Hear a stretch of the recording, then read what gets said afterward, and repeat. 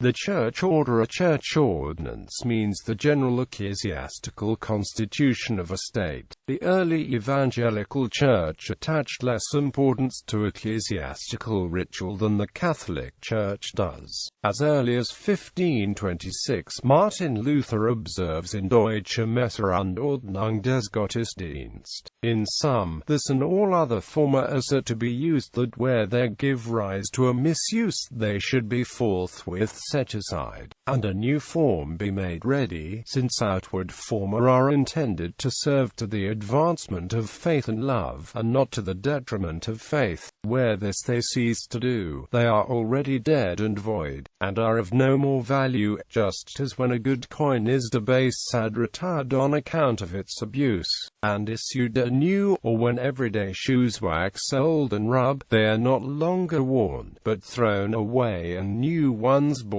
Form is an external thing, be it ever so good, and thus it may lapse into misuse, but then it is no longer an orderly form, but a disorder, so that no external order stands and avails at all of itself, as hitherto the papal forma are judged to have done. But all forma have the life, worth, strength, and virtues in proper use, or else they are of no avail and value whatever. According to Lutheran ecclesiastical teaching, a uniform liturgy is requisite only insofar as it is indispensable to uphold proper doctrine and the administration of the sacraments, whereas in general the rightful appointment of the external functions of church officers and the sphere in the congregations is committed to the church governing board of the state authorities. The spontaneous development of church law, and especially the regulation of divine service, the sacraments, and discipline, as Luther ideally conceived it, proved impracticable, and gave place, though not invariably so, to definition on the part of temporal sovereigns. All these regulations, especially those of governments and cities,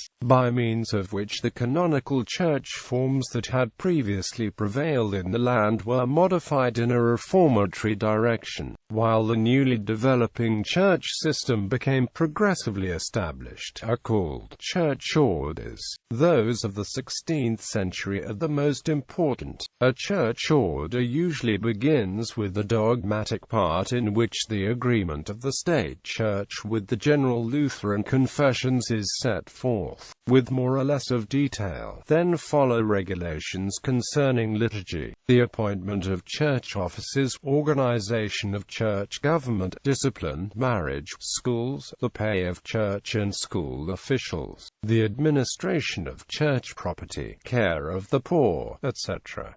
A systematic topical arrangement is by no means always adhered to. As a rule, later compilations have made use of earlier forms, and thus the orders are grouped in families. This article incorporates text from a publication now in the public domain. Jackson, Samuel Macaulay, ed. Our article name needed. New Schaff-Herzog Encyclopedia of Religious Knowledge. London and New York, Funk and Wagnalls.